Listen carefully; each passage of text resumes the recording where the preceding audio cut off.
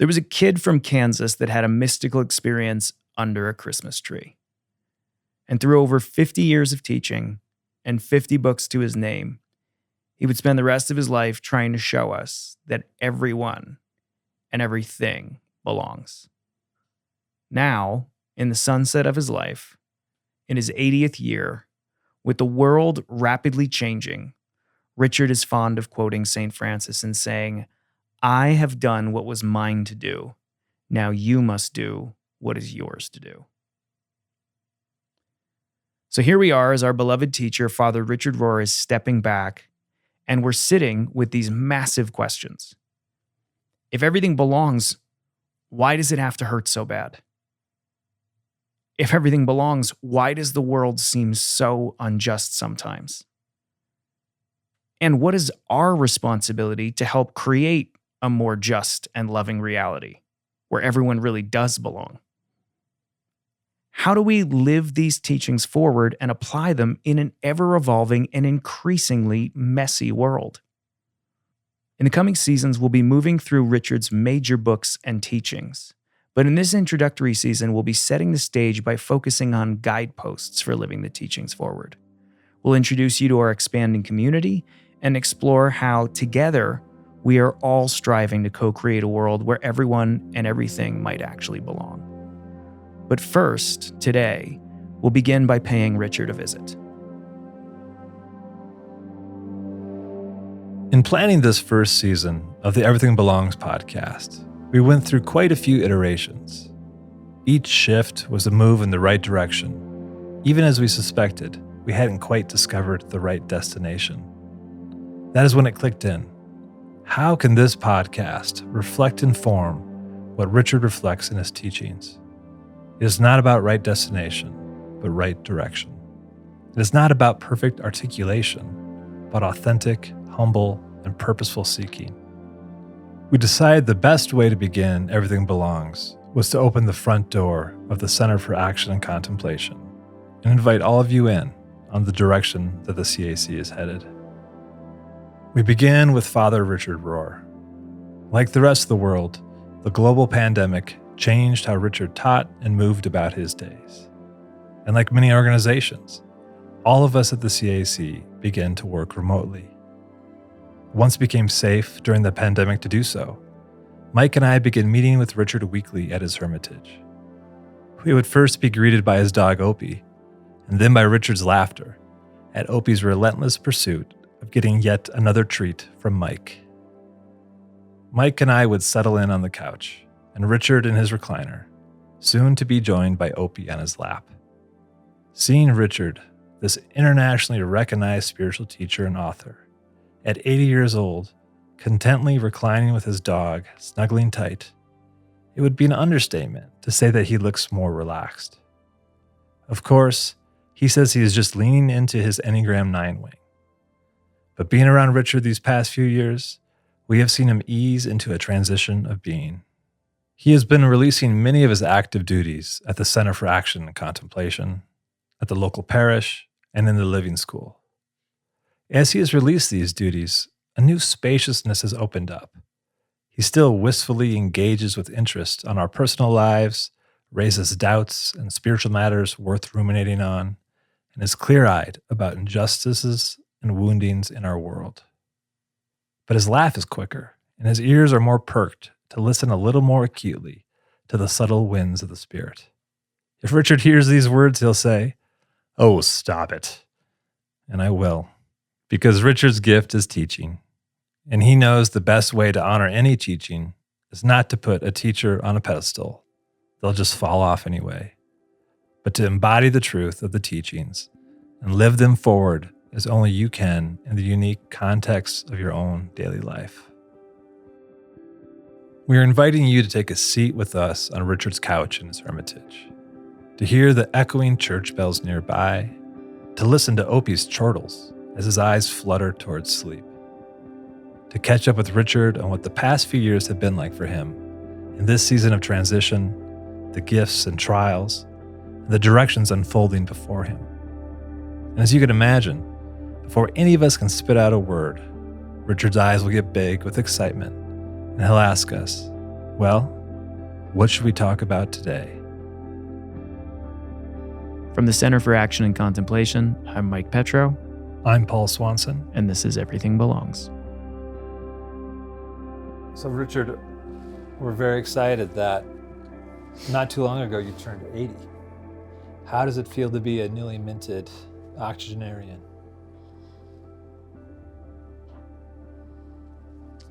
You know, 80 is an age you never think you'll live to.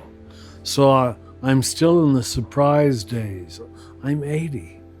And with the recent health scares, I doubly didn't think I would make it to this. So it feels good. Unearned gift. Mysterious gift. And I don't even know why that's true, because I never prayed for a long life.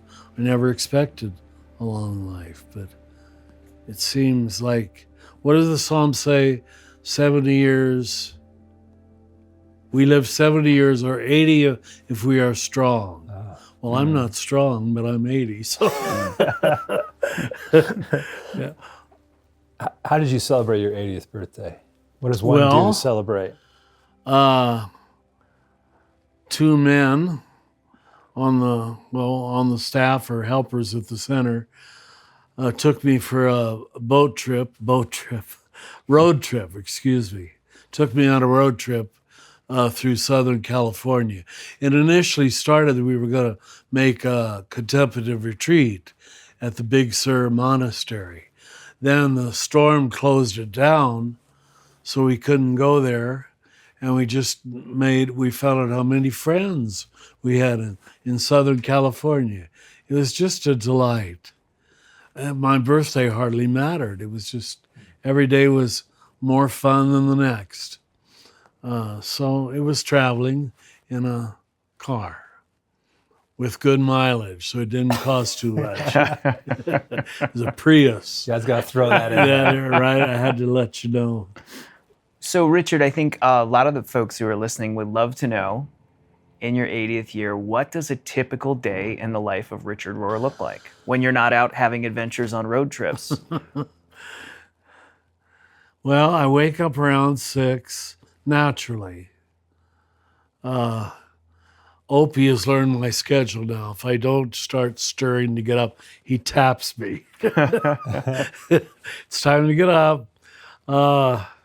I make coffee, and then I sit here and drink my coffee and gaze out the window. Usually I'm opening the blinds around then. Then after about 45 minutes, Eli drops by and he makes breakfast for both of us. So that's always delightful. Nothing fancy, just little fruit and protein. And then I lead the center at prayer at 8:30. I don't lead. I attend. I lead one day. So, but every day is different. That's one thing I like about my life. There's nothing boring. It's always different each day. Like you guys coming here today. It's different. Well, this is probably the highlight of Highlight your week. Yeah. of the year. Yeah, that's true. That's true. Well, that's great. What really brings you joy? What brings fun and happiness into your day?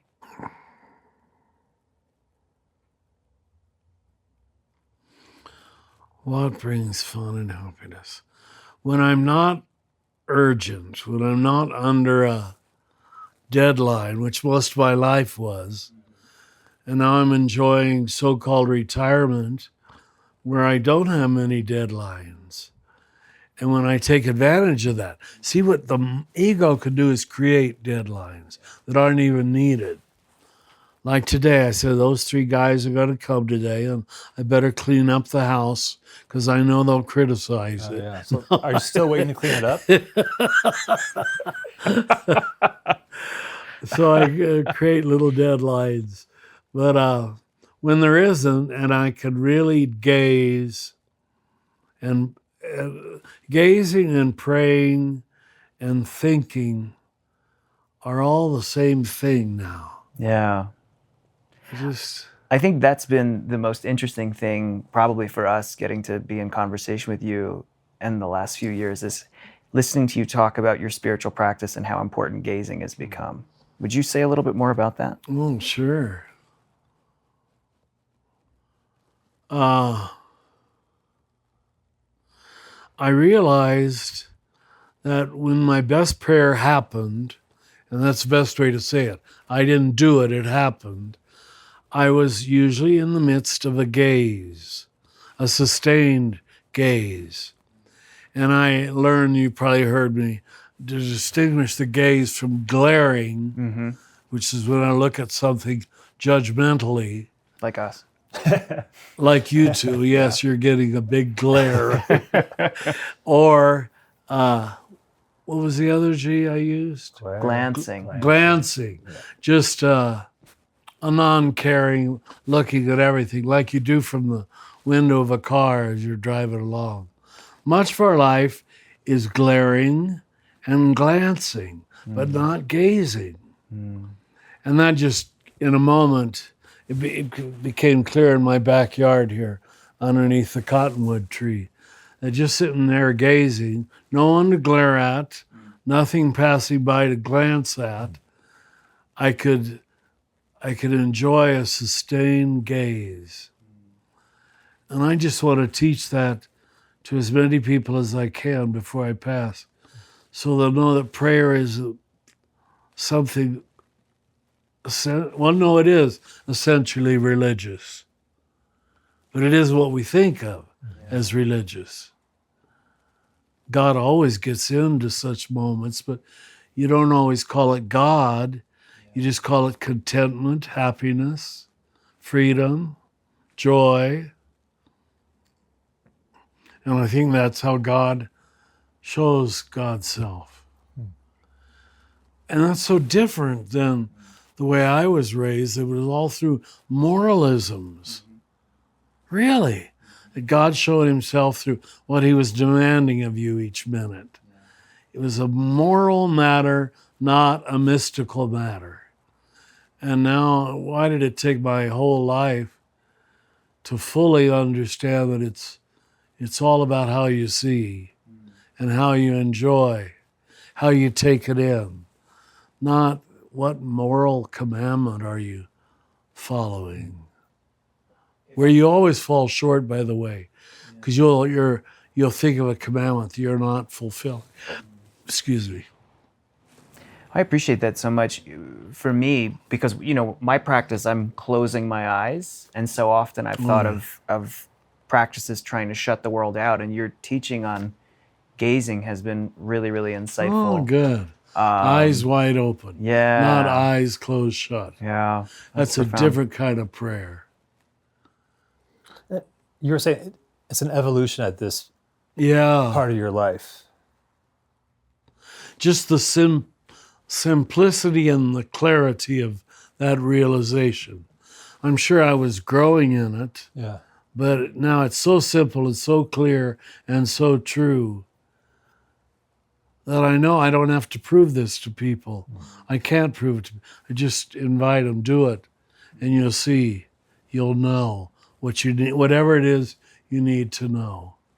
Is it the kind of thing where, for those of us who are not yet 80, but might have to have that sense that this is a part of the path down the road, or to try to practice it now to incorporate in our current position in life, or is that something to look forward to? How do you imagine teaching that to those, to others who are still forming their own unpacking, unfolding spiritual journey? I mean, you're two young men.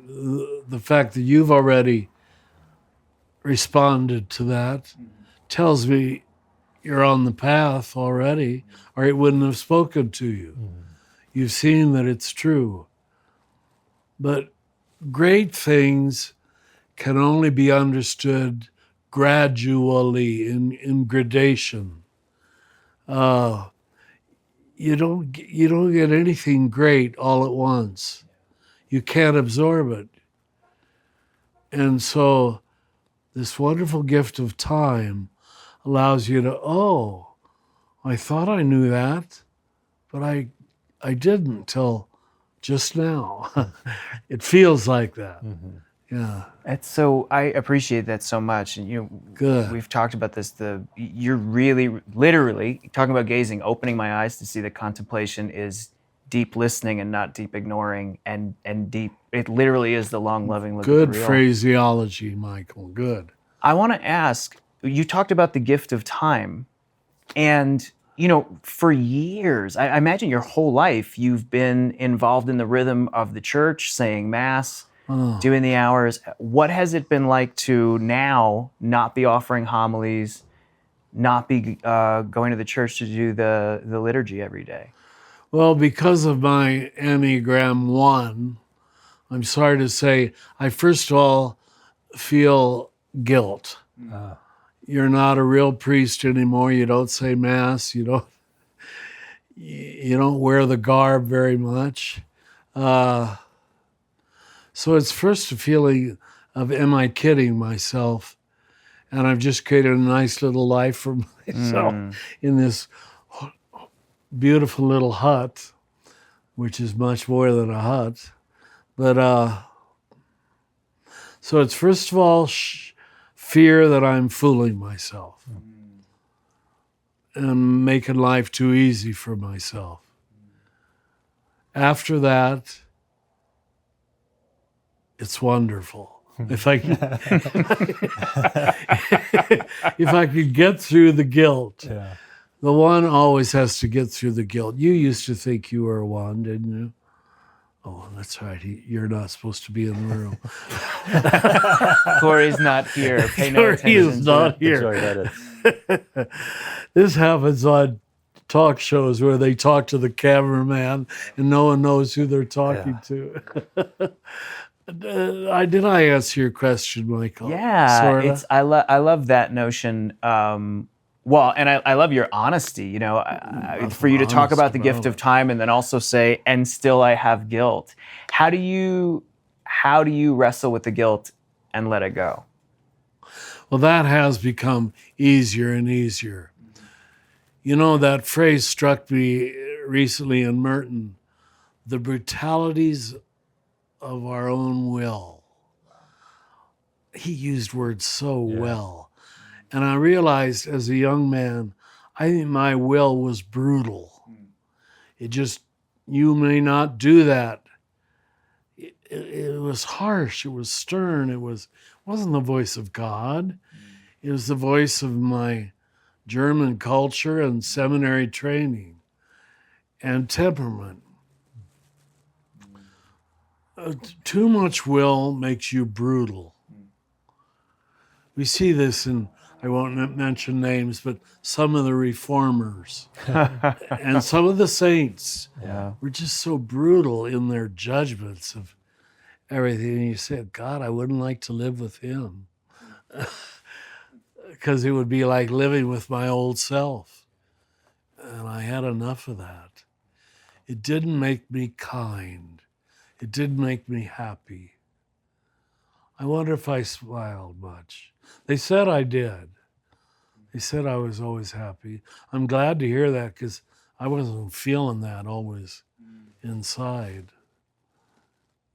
But now I feel it. Yeah. And that pause in your priestly duties was during the pandemic. Is that correct? That's when... You're right. It coincided because the bishop here said men over 75 should not function as priests anymore because the sacraments are too tactile. You're always touching the people. And that was a great insight. Yeah. So I was out immediately. It wasn't a matter of choice. It's one of the good things about Catholic hierarchy. When they give a good order, it takes away, okay, I'll just obey the order. You got the senior discount. It's like a senior discount. That's excellent. Yeah. When you're ordered to do something, then you sort of like it. Yeah.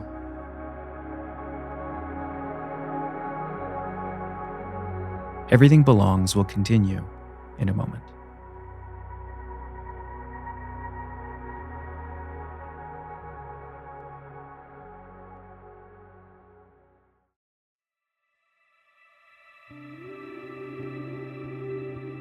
The pandemic holds a unique spot in all of our lives, as it is a rare, shared global experience. The losses and silver linings are as diverse as they are real. From here, a through line of gratitude, appreciation, and reflection on the essentials of life carry us forward. In this tone and tenor, we continue with our conversation at Richard's Hermitage. Who are your peers these days? Who are you hanging out with? What friends bring you life and light you up two right just now? came from Cincinnati, New Jerusalem last week.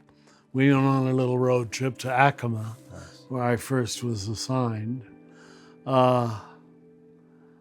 John Quigley is coming out next month. My old friends are all in other cities or Cincinnati. You're my new friends, you young ones here at CAC. But I don't have a lot of peers in Albuquerque. I don't know why. It's probably my own fault. But I wasn't building friendships. I was trying to avoid one more relationship.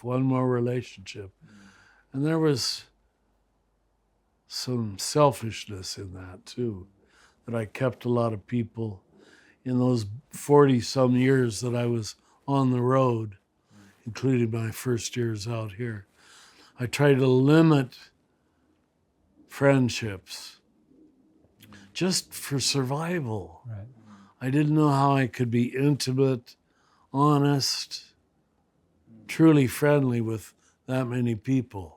And I go to a new city, back to Cleveland or Oakland, and you'd meet friends that you met years ago, and that was always enough. You just have to have some intimate friendships in your life, but they don't have to be on a daily basis. They really don't. Speaking of friends in other cities, and speaking of the gift of time, it sounds like you've been traveling a bunch, or at least a bit, right? You've been able to get out. You took a road trip to These little Yakima. road trips are wonderful. Now that I don't go on planes hardly at all, I enjoy a road trip with someone that I could talk to. They do the driving, and I do the talking. I mean, with them. I hope I don't monologue. But yeah. It's that Road Tripping with Rohr podcast coming I soon. enjoy it very much. Yeah, that's fantastic. What is it about traveling What is it? that continues to spark you, animate you, as you step away from more public duties? I suppose it's the need to keep my world big and not get too tiny in the world of Albuquerque, CAC, New Mexico, this little house. I love it. But if I let this become the parameters of my mind, or the issues at CAC, the issues, I'll just become cranky, I think. Maybe I already am, I hope not. Yeah, I was lucky to live most of my life in a much larger world. And now I hesitate to make it small again. Well, it seems like it's a good center, but maybe not a great circumference. So you can get out, very out and nice. about. That's Thank cool. Thank you. Yeah. That's delightful. I think probably the things people really want to know, Richard. What? Two things I think people really want to know. First and foremost, are you writing anything? Well, that's funny you'd ask. Just this morning, I wrote a chapter on Amos the prophet, and it just flowed out. I was so grateful. Just came like it used to. Now, I had spent a few days in the last week reading Amos, so getting a sense of his message. One of the And more he proves the point I want to make. He doesn't become loving and compassionate till the last chapter. It's like again and again. they start off angry old men, yelling at everybody. Now, here's the thing I've got to reconcile to write the book well. Their anger is deserved, but it's ruining them. And that's why I think most people close the book on the prophets. Who wants to be yelled at all the time? But what they're yelling about, especially Amos, boy, is it deserved. He does have nice things to say about rich old ladies who are demanding of other people, and rich old priests who are not really obeying the law themselves. He's an outsider. He's a poor herdsman who sees how the inside of the church, the synagogue in his case, and the government that was really operating. So he's a classic prophet. He has this bias from the bottom, an outsider who isn't an establishment person, who has the freedom to see it. First, like most of us, you just get mad at it. Yeah. Those hypocrites. And he, unrolls that through most of the book, even though the issues he raises are very true. But finally, he's moved from anger to love. And that's when he's a full prophet. So that's the point I want to try to make from as many prophets as I can. But you got to wait till the end of the book, usually. So the movement is from anger to love. That's fascinating. You just said they start out as angry old men. It's almost like they're aging backwards. Oh, wow. That's anger to love is the movement? Well, the way I'm saying it in the book is a little more subtle than that, which you as a 4 will understand. Sure. It's anger to tears. Oh, wow. I start with a Latin phrase, lacrimae rerum. Have you ever heard that phrase? No. It's quoted in history and literature and Shakespeare, and I think in Shakespeare.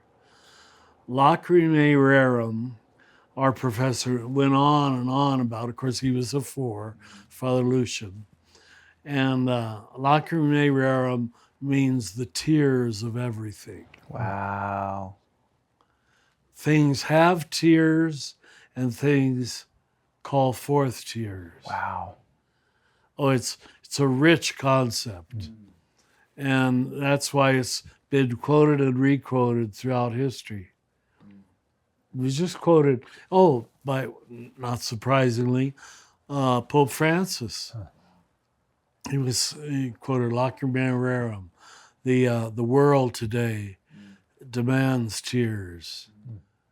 Yeah.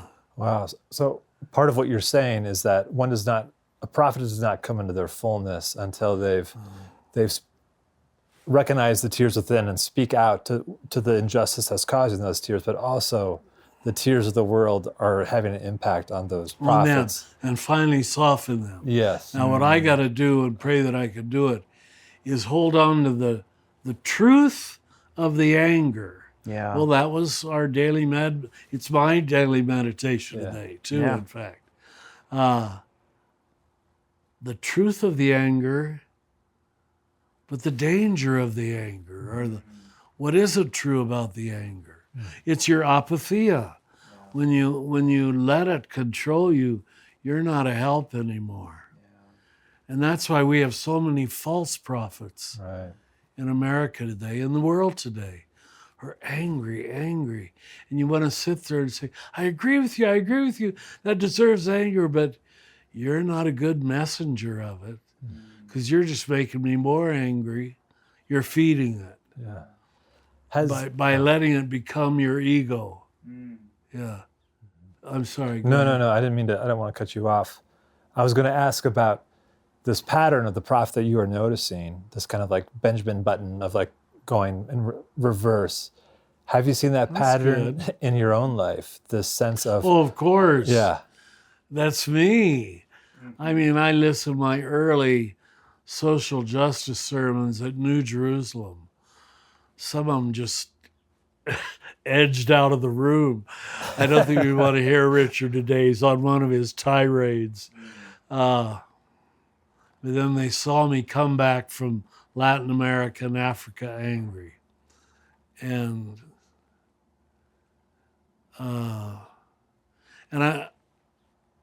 I think it's autobiographical, what I'm seeing in the prophets. But I think I can make it evident from the text that it's not just autobiographical. Because, anger just distorts everything.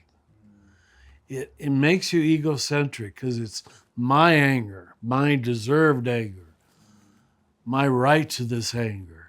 In fact, I'm on higher moral ground than you are because I feel it. And you don't, you slobby bourgeois, middle class Catholic. Yeah. And this connects to what you were saying this morning about anger and like a right relationship with anger. Right.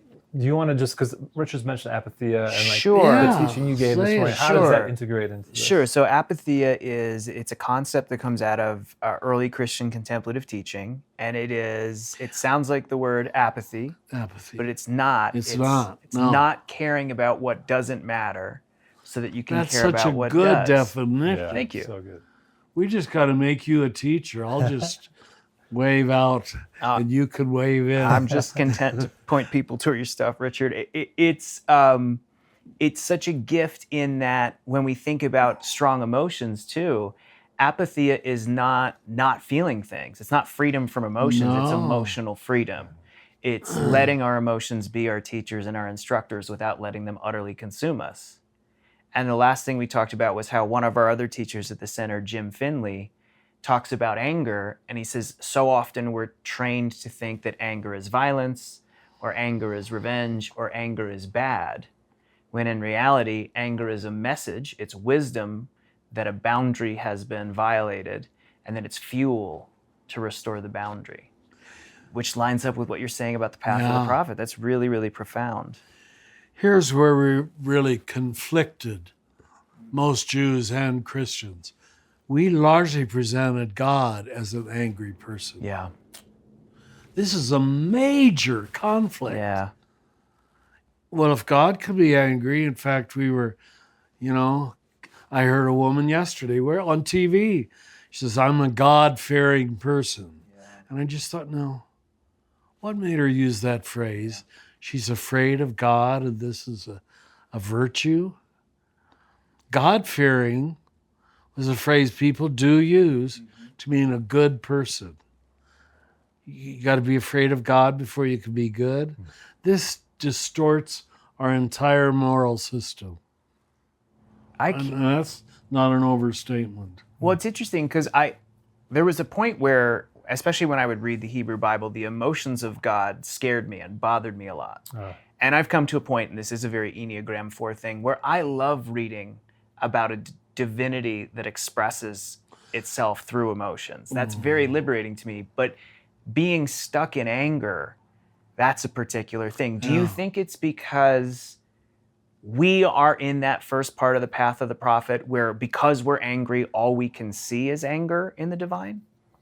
Or it was written from that That's part place? of the truth right there. But the other thing I'd want to say is, now I had it and I just lost it. This is what's been liberating for me about your teaching on the path of the prophet, is because it starts with the acknowledgement that there should be anger at injustice. That was the point. That the moral problem is that so many people don't feel anger. Yeah. At the homelessness in San Francisco and every rich city. Yeah. The richer the city, the more homeless people it has, at least if it has a nice climate. But so how can we validate necessary anger and yet not use that as an excuse to remain, for it to become narcissistic anger? I'll pray that I can find some clarifying phrases, because we've got to get that clear.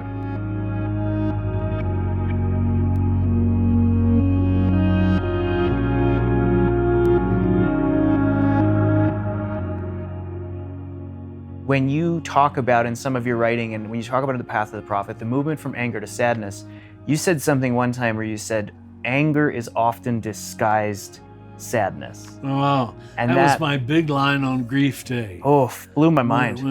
Did they still use it on the rites of Oh, passage? I haven't done the rites of passage yet, yeah. Oh, that's right, you're not initiated. No. That's why you're so boyish. It's true. Someday I'll become a man. That's the MROP. Yeah. Anger is disguised sadness? I thought I gave a fairly good talk on Grief Day, but the high point was when it would build up to that. Mm-hmm. Do you know, most of you think you're angry men, but you're not really angry, you're just sad. And I just stop, and they'd just be glaring with open eyes because they knew that was true. But no one ever told him that. And a lot of men are very sad. A lot of men. Yeah. Well, and I think about even the work we do for activism, or even to kind of speak out against injustice, or even to help people heal, requires us to feel so much sadness. And I sometimes think, as a society, we're not taught how to do that. So it is easier to stay in anger at this particular moment in time. Very good. Right. The joyful activist is a rare breed. Say it? The joyful activist is a rare breed. It's rare. Those who engage in playful, joyful, direct action or systemic action, but does it with a sense of even that apatheia, that stability from a place of inner stillness. I do want to ask you about something that I would imagine brings you joy and no sadness, is your new friend Opie. Oh. And there's a lot of folks who haven't met Opie. Laying in his anxiety bed. Opie, we're going to talk about you.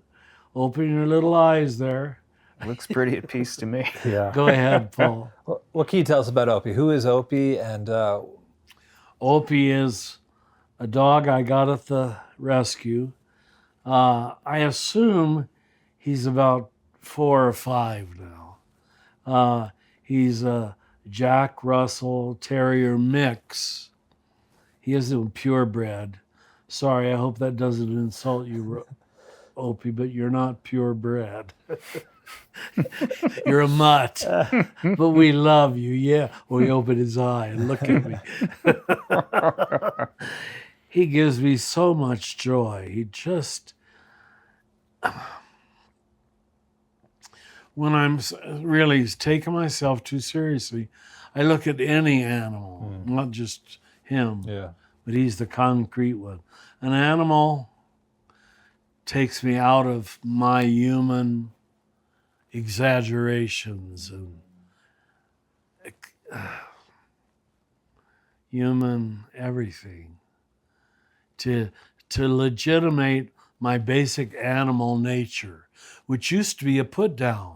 I remember in minor seminary before Vatican II, they're just animals. Those people are just animals.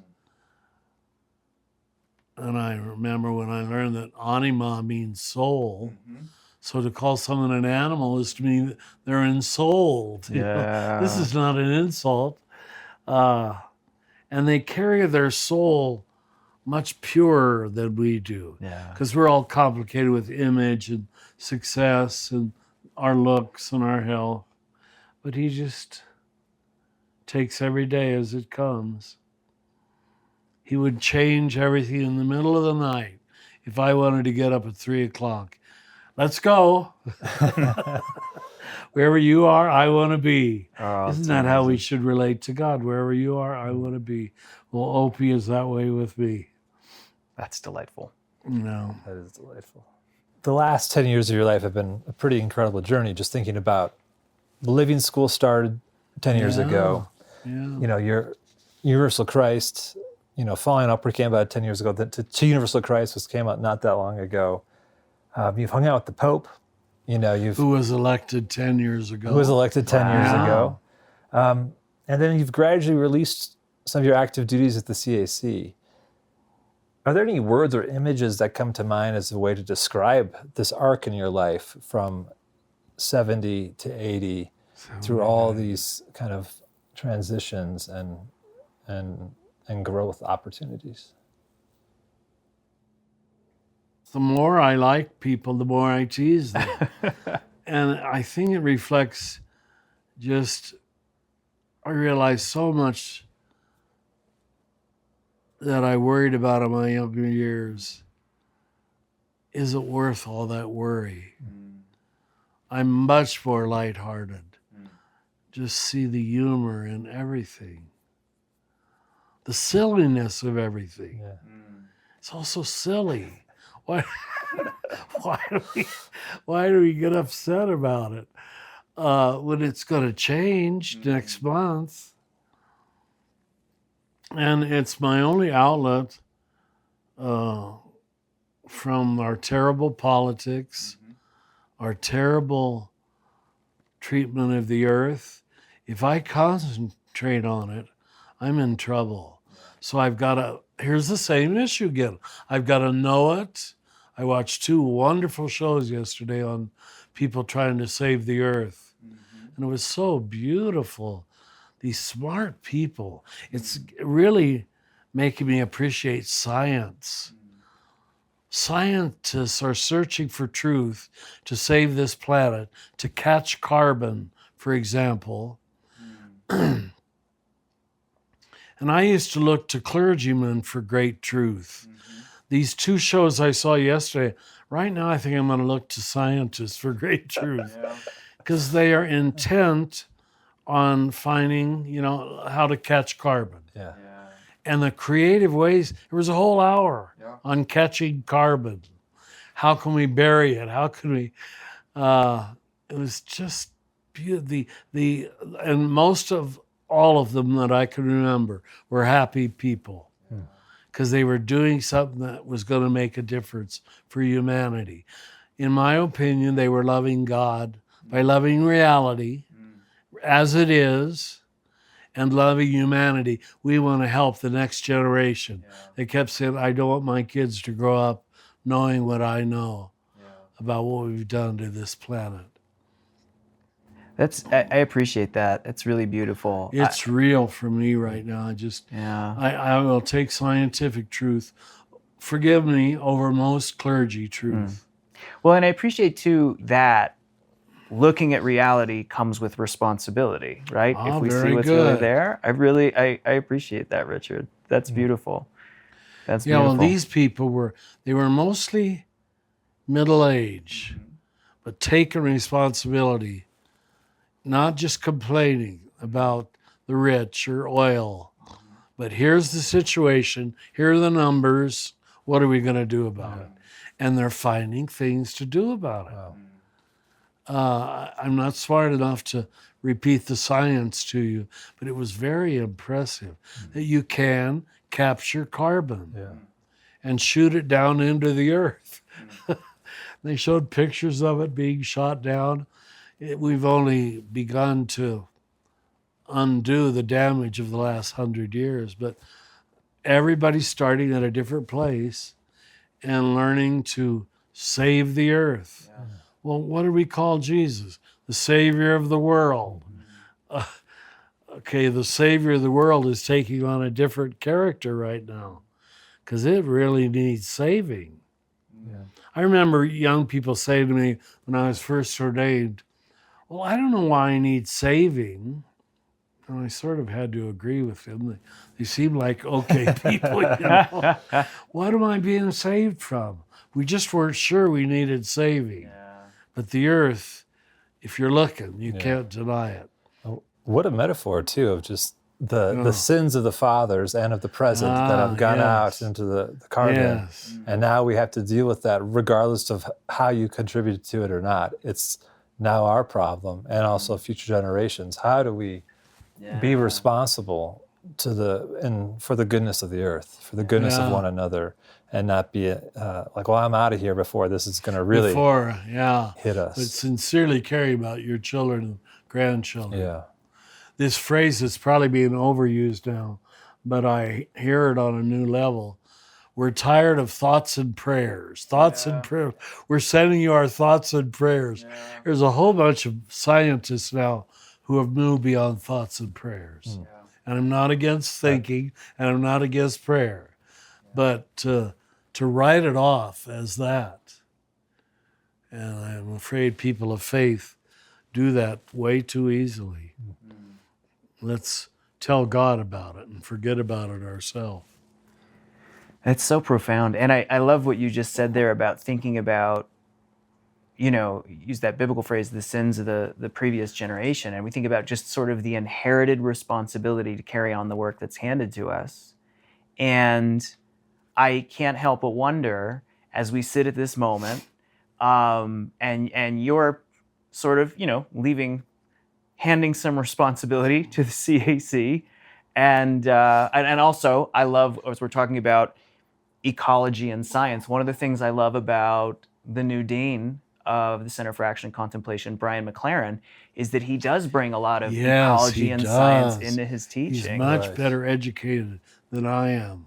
I have to quote other people because I got little education in science. I had biology and chemistry. That's about all. They're good.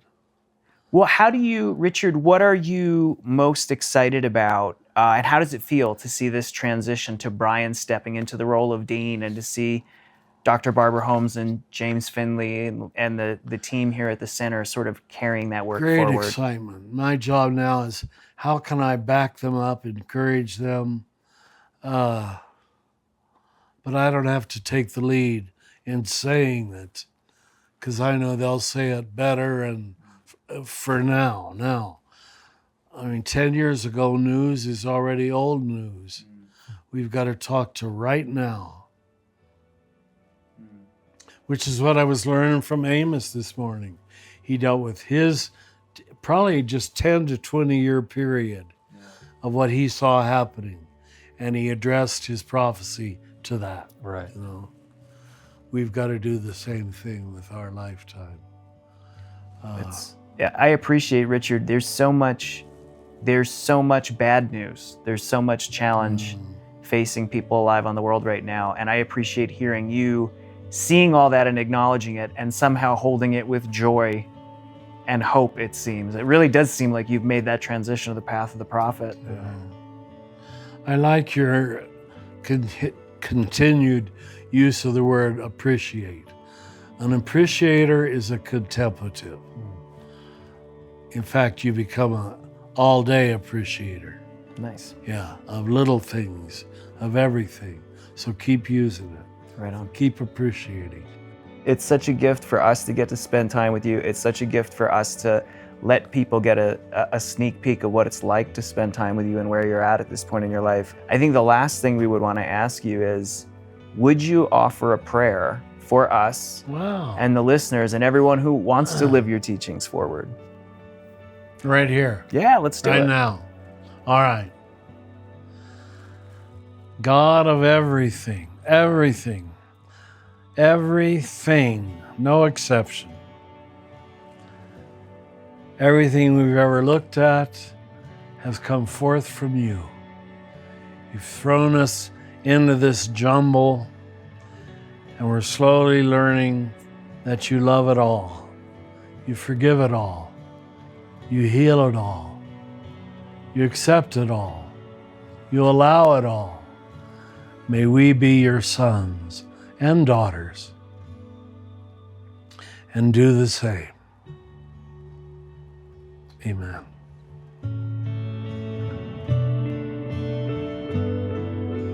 Our conversation with Richard will continue in the next episode, where we shift to his thoughts on the future of the work he's passing on to us, here at the center and in the lives of everyone listening, to try and co-create a world where everything and everyone might actually belong. Thanks for joining us. Thanks for listening to this podcast by the Center for Action and Contemplation, an educational nonprofit that introduces seekers to the contemplative Christian path of transformation. To learn more about our work, visit us at cac.org. Everything Belongs is made possible thanks to the generosity of our supporters and the shared work of Mike Petro, Paul Swanson, Talitha Baker, Mikkel Chevrier, Izzy Spitz, Megan Hare, Sarah Palmer, Barb Lopez, Brandon Strange, and me, Corey Wayne. The music you hear is composed and provided by our friends Hammock. And we'd also like to thank Sound On Studios for all of their work in post-production. From the high desert of New Mexico, we wish you peace and every good.